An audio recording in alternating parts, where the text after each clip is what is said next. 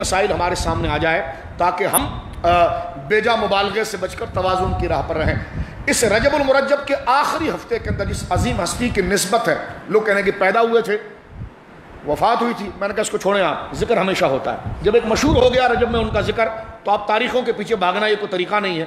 ہر تاریخ ان کی ہے، ہر مہینہ ان کا، ہر ساتھ ان کی ہے۔ میری مراد امام الائمہ سرخیل اہل بیت اور امام اہل سنت حضرت امام جعفر الصادق رضی اللہ تعالیٰ عنہ کی ذات کرام۔ حضرت امام جعفر الصادق رضی اللہ تعالیٰ عنہ اتنی نابغہ شخصیت ہے کہ یہ تعارف سارا ان خاندان کے ہی تعارف میں گیا اور آپ ہی کے حصے میں آیا ہے، لیکن آپ کے تنہا تعارف کے ایک بڑی لمبی نشست درکار ہے۔ حضرت امام جعفر الصادق رضی اللہ تعالیٰ عنہ بیٹے ہیں سیدنا امام باقر کے، اور امام باقر بیٹے ہیں سیدنا امام زین العابدین کے، اور امام زین العابدین بیٹے ہیں سیدنا حسین ابن علی کے، اور سیدنا حسین بیٹے ہیں حضرت علی المرتضیٰ کے رضی اللہ عنہ۔ تو حضرت امام جعفر صادق رضی اللہ تعالیٰ عنہ کو اللہ نے نسبی شرف میں بھی ایک اعلیٰ مقام عطا فرمایا اور حسبی شرف میں بھی مقام اعلیٰ عطا فرمایا۔ اللہ رب العالمین نے جو آپ کو اولاد عطا فرمائی، دنیا میں خدا کی قسم اس کی نظیر نہیں ملتی۔ آپ کی جو اولاد میں سے آپ کے شہزادے حضرت موسیٰ کاظم رضی اللہ تعالیٰ عنہ، مجھے تاریخ انسانیت نے بعد کے لوگوں میں ایسا با کردار اور ایسا شرف اور کرامت عزت والا آدمی بتا دیجئے جو حضرت موسیٰ کاظم رضی اللہ تعالیٰ عنہ کے مرتبے و مقام، اور اللہ نے جو آپ کی ذات کے اندر سچائی اور تقوی و طہارت، دین سے محبت، صبر و استقامت، اخلاق، رواداری، خلق خدا کے اوپر مہربانی جو اللہ نے آپ کو عطا فرمائی تھی، ایسا کوئی بندہ نظر آتا ہو نہیں۔ تو اب آپ دیکھیے تربیت گھر کی ہے، تو امام جعفر صادق رضی اللہ تعالیٰ عنہ کی کرامات اور فضیلت میں یہ کہ آپ خود بیٹے ہیں ان عظیم ہستیوں کے، یعنی امام باقر کے، امام زین العابدین کے، حضرت سیدنا حسین رضی اللہ تعالیٰ امام حسین، اور آپ کی اولادوں میں آپ کے شہزادے ہیں حضرت سیدنا موسیٰ کاظم، ان کے بیٹے حضرت مولا علی رضا۔ تو آپ اندازہ لگائیے حضرت مولا علی رضا جو اس وقت ایران کے علاقے مشہد شریف کے اندر آرام فرما رہے ہیں، جس کا پرانا نام طوس تھا۔ اگر آپ پڑھ کر دیکھیں تو اس وقت کے تمام علماء، تمام محدثین، اپنے وقت کے سب سے بڑے بڑے نابغہ ہستیاں جا کر آپ کی مزار پر آپ کو سلام پیش کرتی تھی۔ حضرت مولا امام علی رضا کا نام آپ دیکھیں حیران، حضرت غوث اعظم کے دادا پیروں کے اندر حضرت سیدنا معروف قرخی کا نام آتا ہے۔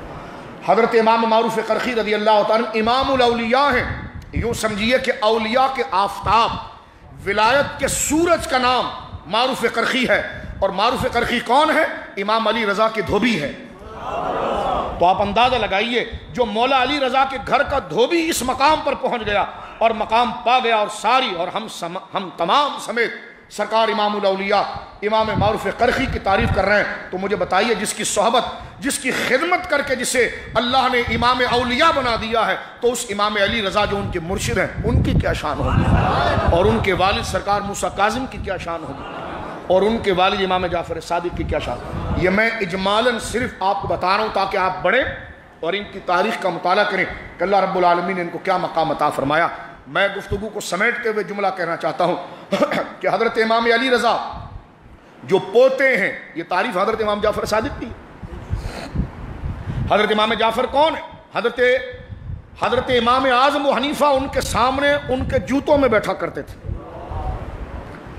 امام اعظم ابو حنیفہ، ان کا نام آنے سے ہی بندے کے اندر ایک علمی شوق پیدا ہو جاتا ہے۔ امام اعظم ابو حنیفہ رحمۃ اللہ علیہ کہ سارا اسلام جن کا مرہون منت ہے، جن کا مشکور ہے کہ اس وقت مسلمانوں کی تعداد کے 100% اگر کیے جائیں تو اس میں 65% لوگ وہ ہیں جو فقہ حنفی کو فالو کرتے ہیں۔ پاکستان کو دیکھیں، ہندوستان کو دیکھیں، بنگلہ دیش کو دیکھیں، انڈونیشیا کو دیکھیں، آج مٹھی بھر غیر مقلد کھڑا ہو کر کے تقلید کی کیا حیثیت؟ تو میں نے کہا جی آپ کی کیا حیثیت؟ 65% مسلمان غلطی پر اور آپ راضی پر ہیں، تو تقلید کے خلاف بات تو نہیں کی جا سکتی۔ خیر اس موضوع پر بات ہوگی۔ تو امام اعظم ابو حنیفہ رحمۃ اللہ تعالیٰ علیہ جو اتنی بڑی شخصیت ہیں، وہ کہتے ہیں میرے 400 یا 4000 استاذ ہیں، لیکن میں نے اپنی زندگی کے 2 سال امام جعفر صادق کے پاس لگائے، یعنی خاندان سرکار میرے آقا سرخیل اہل بیت امام جعفر صادق کا خاندان رسول اتنا بڑا اعلیٰ ہے، لیکن علم خدا نے کیسا دیا تھا۔ امام اعظم و حنیفہ جن کے علم کے دریا سے ساری نہریں نکلتی ہیں، وہ فرماتے میں نے 2 سال حضرت امام جعفر صادق کی خدمت میں گزارے، اور خود یہ کہتے تھے اپنے شاگرد سے کہ لولا السنتان لہلک النعمان. آپ کا نام اصل میں نعمان تھا، امام اعظم کا نام نعمان تھا، کنیت آپ کی ابو حنیفہ تھی. تو فرماتے لولا السنتان لہلک النعمان، فرماتے میرے شاگردوں اگر یہ ابو حنیفہ نعمان کو 2 سال وہ عزت والے میری قسمت میں خدا نہ لکھتا کہ جو میں نے امام صاحب امام جعفر کی خدمت میں گزارے ہیں، تو فرمایا نہ میرا نام ہوتا، نہ میرا ذکر ہوتا، نہ میری شہرت ہوتی، نہ میرا ذوق ہوتا، نہ یہ میرا مقام ہوتا، ابو حنیفہ ہلاک ہوتا. آج اگر ابو حنیفہ کا عروج دیکھ رہے ہو تو یہ امام جعفر کے قدموں کا صدقہ ہے. فرمایا لولا السنتان لہلک النعمان، کہ اگر یہ 2 سال مجھے امام جعفر صادق کے نہ ملتے تو نعمان ہلاک ہو جاتا. کیا تفصیل آپ سنیں گے. بڑوں سے یہ بات کوئی کم کر گئے امام صاحب؟ بڑوں سے بڑوں کی شان سنی جاتی ہے. میں چھوٹوں کی بات کروں تو 100 حوالے پڑھنے جانے، 1000 صفحے پلٹائے جائیں. میں نے کہا 1000 صفحے ایک طرف، امام ابو حنیفہ کا کہنا ایک طرف. امام ابو حنیفہ کا یہ جملہ کہنا کہ میں نے 2 سال غلامی میں گزارے ہیں امام جعفر صادق کے. کیا مرتبہ سرکار امام جعفر صادق کا ہے کہ جن کی منقبت امام ابو حنیفہ پڑھیں، اور جن کے اولادوں میں یہ اولیاء کی جماعتیں آئیں کہ سارے سلسلہ نقشبندیہ ہو، قادریہ ہو، چشتیہ ہو، سہروردیہ ہو، اس دربار روحانیت میں بھی ان سے استفادہ کرے، علمیت میں بھی استفادہ کرے. یہاں تک کہ امام اعظم کہتے ہیں کہ جو میں مسئلے بتاتا ہوں یہ میں نے سیکھا بھی امام جعفر صادق سے ہے، جو حدیثیں بتاتا ہوں یہ میں نے سیکھی بھی امام جعفر صادق سے ہے، جو میں فتوے دیتا ہوں یہ سب میں نے امام جعفر صادق سے سیکھا. یعنی پتہ چلا کہ جو ان کے قدموں میں بیٹھنے والے معروف قرخی ہو گئے، ان کے قدموں میں بیٹھنے والے ابو حنیفہ ہو گئے، تو ان کے قدموں سے جو ذرے نکلے ان کا کوئی ثانی نہیں، تو اس علمی اور کرامت کے آفتاب کا کون ثانی ہو سکتا ہے. اور میں اس کو منقبت میں پڑھ دینا چاہتا ہوں امام صاحب کی کہ ذرے جھڑ کر تیری پیزاروں، بطور منقبت کہ تاج بن سر بنتے ہیں سیاروں کے. اور میں ایک بات عرض کروں، امام جعفر صادق ایک دفعہ مسجد حرام میں تشریف لائے، یا مسجد حرام تھا یا کوفہ تھا، کسی بڑی جامع مسجد میں آپ تشریف لائے. امام ابو حنیفہ رحمۃ اللہ علیہ درس فقہ دے رہے تھے، اور جب آپ جس طرح میں آپ سے بلا تشبیہ گفتگو کر رہا ہوں سمجھانے کے لیے، تو امام اعظم کا چہرہ جو تھا وہ اپنے شاگردوں کی طرف تھا. حضرت امام جعفر صادق پیچھے دروازے سے اندر آئے، یعنی پشت کی طرف سے آئے. آپ کو پتہ نہیں امام ابو حنیفہ کو کہ امام جعفر صادق آ چکے ہیں. شاگردوں نے سامنے پیچھے جب دیکھا تو ان میں ہلجل ہوئی.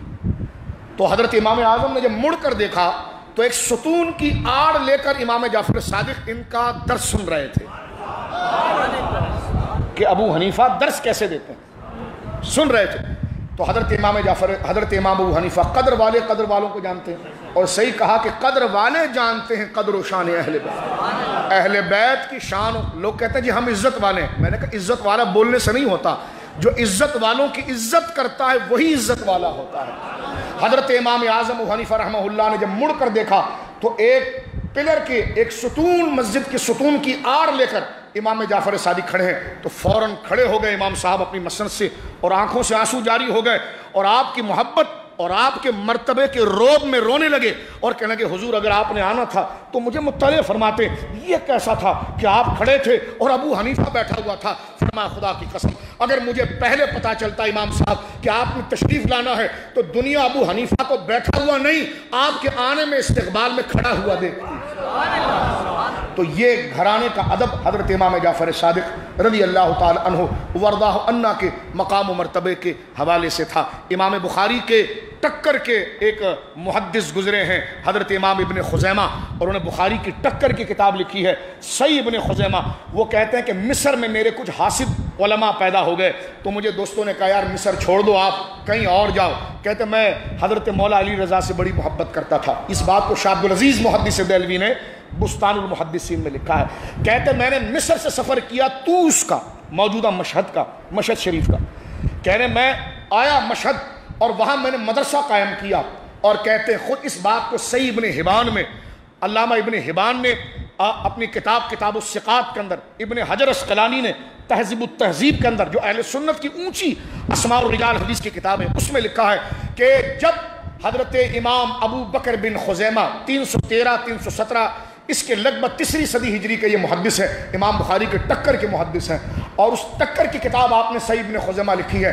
کہتے ہیں میں نے اپنے دشمنوں سے جان چھڑا کر جب میں طوس آ گیا اور مدرسہ بنا کر حدیث کا درس دینے لگا، تو کہتے ہیں کہ یہاں پر جب مجھے بڑی مشکل پیش آتی اور میرے پاس اسباب نہ ہوتے، تو کہتے ہیں وما حلت بھی شدہ، جب مجھے شدید مشکل پیش آتی، حل نہ ہوتی، فزرت الہ قبر علی بن موسیٰ رضا صلوات اللہ علی ابیہا وعلیہا، کہتے ہیں اس وقت میں حضرت مولا علی رضا کے دربار پر حاضری دیتا تھا۔ امام حاکم جو صاحب مستدرک ہیں، ان کے استاد امام بہقی کے استاذ جو ہیں وہ ان کے شاگردوں میں سے تھے۔ انہوں نے بیان کیا کہ جس وقت ہم امام ابو بکر بن خزیمہ جیسے امام اہل الحدیث کے ساتھ حضرت امام علی رضا کی قبر شریف کی زیارت کے لیے گئے، تو ہم نے دیکھا کہ وہ نہ پاؤں میں جوتا تھا ان کے، یعنی ننگے پاؤں تھے وہ، اور سر جھکائے ہوئے۔ جب آستانے اور مزار کا احاطہ شروع ہو گیا تو ان کی کیفیت تبدیل ہو گئی، وہ تضرع میں آ گئے، وہ تواضع میں آ گئے، یعنی ان کے چہرے کی رنگت بدل گئی عشق اہل بیت میں اور آپ کے اونچے مرتبے کے رعب میں۔ کہنے لگے، وہ آئے اور کہتے ہیں کہ محدثین بڑے بڑے جو ان کے شاگرد تھے وہ حیران تھے کہ سارے لوگ آپ کو دیکھ کر سہم جاتے ہیں، لیکن یہ تو آپ کے مزار کو دیکھ کر سہم رہے۔ فرمایا ہم نے کبھی اتنا سہما ہوا، اتنا تضرع اور کسی کے عشق اور رعب میں گڑگڑاتا ہوا ہم نے اپنے استاد امام ابو بکر بن خزیمہ کو کسی کے آگے نہیں دیکھا۔ اگر دیکھا ہے تو مولا علی رضا کی قبر شریف کی زیارت کرتے ہوئے دیکھا۔ تو اللہ رب العالمین ہمیں صحابہ اہل بیت کی محبت عطا فرمائے۔ امام جعفر صادق کی نسبت سے کنڈوں کی نیاز کی جاتی ہے، وہ بالکل جائز ہے۔ لوگ کہنے لگے یہ حضرت امیر معاویہ کے بغض میں ہوتی، میں نے کہا دونوں کے اصال ثواب کے لیے کر لو، حضرت امیر معاویہ کے بھی اصال ثواب، امام جعفر صادق کے بھی اصال۔ کہتے کنڈے حرام ہے، میں نے کہا مٹی تو حرام ہے، اس کے اندر جو چیز ہے وہ حلال ہے۔ سامنے فاتحہ شریف پڑھ لیا جائے تو وہ بالکل جائز ہے، یہ اصال ثواب ہے، کرنا کوئی لازم نہیں، کوئی ضروری نہیں، کوئی نہ کرے اسے گالی نہیں دی جاتی، اسے برا نہیں دیا جائے گا، اس پر فتوے نہیں کیے جائیں گے، لیکن جو کرے ثواب پائے گا، اور جو کرے دوسرا اس پر تنقید بھی نہ کرے۔ محبت کی چیزیں ہیں، اصال ثواب کی چیزیں ہیں، یہ بانٹنے کی چیزیں تھوڑی ہیں، یہ تو جڑنے کی چیزیں ہیں۔ محبت کیسے، جو نہ کر سکا نہ کر سکا، جو کر گیا کر گیا۔ اللہ رب العالمین جو کر سکا اسے اللہ رب العالمین ثواب عطا فرمائے، توفیق عطا فرمائے۔ جو نہ کر سکا ہم اسے گناہگار نہیں کہتے، اس لیے کیونکہ لازم و ضروری نہیں تھا، لیکن جو کر سکا اس پر فتویٰ نہ دیا جائے، اختلاف نہ کیا جائے، کیونکہ یہی تو ہستیاں ہیں جن سے جڑ کر ہم اپنے حسد اور بغض کو ختم کر سکتے ہیں، فرقہ واریت کو ختم کر سکتے ہیں۔ جب آپ بھی مان رہے ہیں اور ہم بھی مان رہے ہیں تو جب محبت کی بات ہے تو یہی وہ واسطہ ہے، جب دو چھوٹے